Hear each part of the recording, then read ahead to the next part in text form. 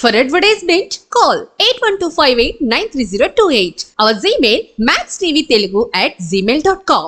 Kolkata trainee doctor అత్యాచార ఘటన యావత్ దేశాన్ని కలిసివేసింది.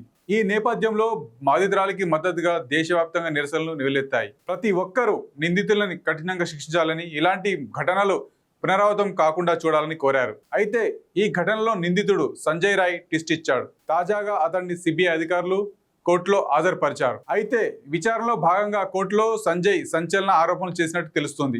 ఈ కేసులో నిందితుడు పాలిగ్రాఫ్ పరీక్ష అంటే లై డిటెక్టర్ టెస్టుకు అంగీకరించడంతో న్యాయస్థానం అధికారులకు అనుమతి ఇచ్చింది.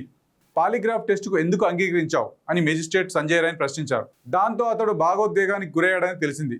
నేను అమాయకుడిని, ఏ తప్పు చేయలేదు, నన్ను ఇందులో కావాలని ఇరికించారు. ఈ పరీక్షలో అసలు నిజం బయటపడుతుందని నిందితుడు చెప్పినట్లు తెలుస్తోంది.